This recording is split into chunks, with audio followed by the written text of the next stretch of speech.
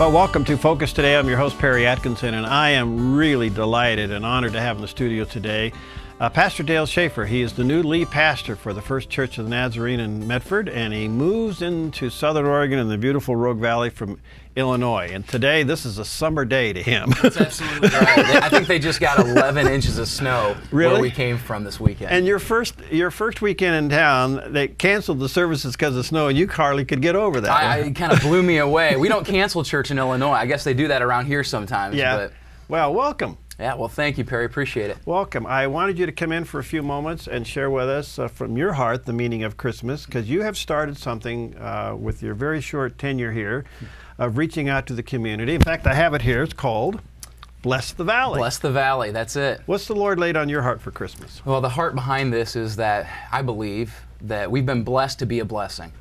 That God never blesses us just for our own benefit, Perry, and you know this, if you've been following Jesus for quite a while now, that you weren't just blessed for your own benefit, but God blessed you in order to be a blessing to others. So you want to reach out and touch the untouchable, so to speak. Absolutely. Yeah. You know, when I look at Jesus' ministry, I think there were three big things that he focused on during his lifetime of ministry. And one of them was reaching out to the lost, those that didn't have a relationship with him. I mean, that's the real heartbeat behind Christmas anyway. But then he also reached out to people and loved people who no one else wanted to love or wanted anything to do with. And I'm convinced that his church should be doing those same things today. You know, last Sunday, you did something that kind of rocked the boat. A little bit. And that was at the end of the service, you handed out a blessed back offering envelope. Tell our viewers and listeners what happened there. Yeah, that was kind of fun. And I was so excited to have a church board that was behind that was supportive of that initiative. A little risky. It was a little bit. Yeah, your first weekend there. It was supposed to happen on my second weekend, so a little less risky there. Yeah. But what we did was we took what would be a week's offering for a lot of churches, and we put it in envelopes, about 900 envelopes, and then at the end of the service, we did a reverse offering. Rather than receiving an offering, we gave an offering. And we wanted to remind people that they'd been blessed to be a blessing, and we thought this would be a tangible way we could do that. So we loaded those envelopes with $2 and $5 and $10, all the way up to $50 bills, and then said, here's what you have to do this week. Pray, ask God to help you to see who you should bless with this, and then find a way to bless someone with this money this week, and then just kind of tell us the stories about what God did. And you got some stories. Man, we got some fantastic stories. Share just a couple. Yeah, I think one of my favorite ones was of a gentleman in our church who had gotten that envelope, and he got one of the envelopes that only had $2 in it. And so what do you do with $2? Well, he prayed about it, and he thought of one of our charter schools in the area and gave him a call and said, hey, can you think of a family here that we could bless this Christmas? I want to add something to what I've been blessed with. Right. And well, the principal of the charter school said, you know, what we're really dealing with is many of our children come and they don't have adequate coats. And so what would really help us is if we could get some coats or some sweatshirts. We want to buy sweatshirts for all these kids. And so his $2 became $200, and they provided 10 sweatshirts for children that didn't have coats this Christmas. Well, let me tell you another one I don't think you got. Oh, great. Because I got it here. Was that the person emailed me and said, listening to Pastor Dale Schaeffer's sermon on sharing Jesus and then getting this money, we interviewed another pastor in town here who was reaching out to the veterans at the domiciliary here in White City. And they were given the opportunity to do an evening meal for them. And they didn't have enough money or resources to feed all the veterans. So they were asking us to go on the air and ask people to help fund the food.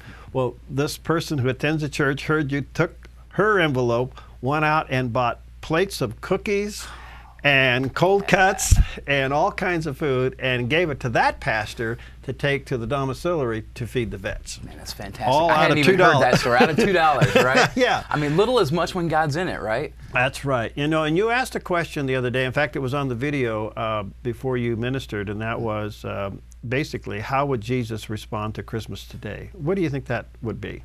You know, I think Jesus came to bring light and to bring life. I think today the world is still just as dark as it was when Jesus came. But he comes to bring light to the darkness. And wherever there's light, there's also life. And I think what he would do is he would go into the darkness just like he did when he came 2,000 years ago. And he would bring light. And there would be some people who would see that light and they would allow themselves to adjust to that light. Even though light at first kind of pushes you away, there would be some people who would say, you know what, I'm tired of living in the darkness. and I'm ready to stand in the light of Christ because I know that that light will eventually bring life for me. So I think Jesus would step into the darkness, into the darkest places we can find, and he would let his light shine. Pastor Dale, your heart is to get the church out of the pew into the streets. Maybe that's paraphrasing it. I think that hits it pretty closely. Okay, and you shared a story, and we have a few extra seconds here, but the birth of your baby girl, that day, pick it up. What happened? Yeah, the day my youngest daughter, Mia, was born. She's 9 years old now. About 2 a.m., my wife went into labor, and we rushed to the hospital. By 4 a.m., we had a beautiful baby girl, healthy, so what a blessing, right? Yeah. Well, later that day, we were scheduled to have satellite television installed at our house. And what a great combo to have happen in there. And my phone rang later that afternoon. I'd forgotten about it, and it was a guy named Chris. And he said, hey, I'm set to install satellite at your house. You still want me to come today? And I said, well, we just had a baby. Well, my wife just had a baby, but we just had a baby. And let me check with my wife. And she said, yeah, you should go. So I went and I met Chris at the house, and we began talking. And Chris had a history outside of the church. He'd kind of grown up in the church and got away from God. Had spent a lot of time playing in bar bands, singing out in bars, and abusing alcohol, and had been in multiple relationships. I believe he was in his third marriage. And as we began to talk, he knew that we were planning a brand new church, and shared with him about that and said, hey, I need a sound guy to run sound for us. And God was in that moment, and he said, yeah, you know what? I'll come run sound for you. Really? And so he came, ran sound for us for a year, and just hung out with people that loved Jesus, that let the love of Jesus show through them. And about a year into it, he had this moment where it wasn't in a church service, but there was a moment where he realized that he'd met Jesus. And the way he worded it was, he said, I met Jesus, but it was in the people of the church. Wow. And I'm convinced that's what the church should be. They should just be Jesus to the world. And today he is? He's a minister. He is a local minister at the church that we moved from in Illinois. He runs all of our production and technology, like your guys behind the scenes here. Yeah. He does that work for the church that we started now. Wow, and part of your testimony is that you had over 300 people in your church that were come to the Lord that way. Yeah. And ended up over and over and over again. And it really was as simple as this. When we would sit down with them to talk about, how did you come to faith? They would tell us two key things.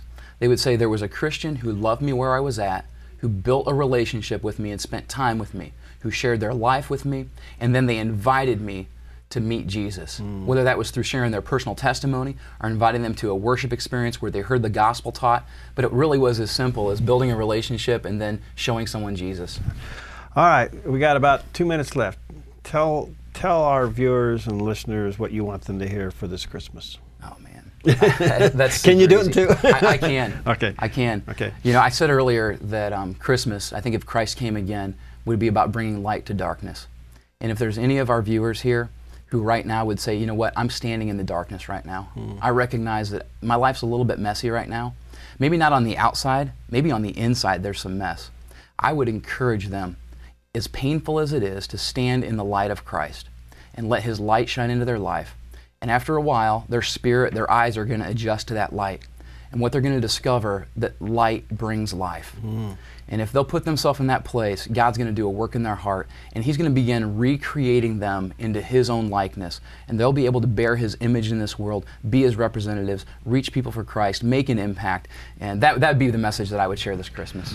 Well, let me just say to our viewers and listeners, there's plenty of churches having some great services starting tomorrow night. And I don't know what you do on Christmas Eve, but I really would encourage you to attend a service. And at the First Church of the Nazarene, you're going to have two special Christmas Eve services. Two Christmas Eve services. They're identical, one at 5 and one at 6:30. They're going to last right at an hour. We're going to preach the gospel. And so if you know someone who doesn't know Jesus, man, get them to Christmas Eve. There you go. And so if you're looking for a good place to go, 5 and 6:30, First Church of the Nazarene. But I know that I saw them in the paper. There's a list of churches all over the valley doing some great services. And so I really think, you know, this Christmas Eve, push the pause button, all the family activities, get them all to go to a service. Great opportunity to bring your family and friends in, and you just turn it over to God. He can take care of the rest. He's big enough to handle it, right? You think? I think Welcome so. to the Valley, my friend. Thanks, Perry. Looking forward to having you back many times, and bless the Valley, right? Bless the Valley. Check it out at blessthevalley.com. blessthevalley.com. You can check it out there. All right, we'll take a quick break. We'll be right back.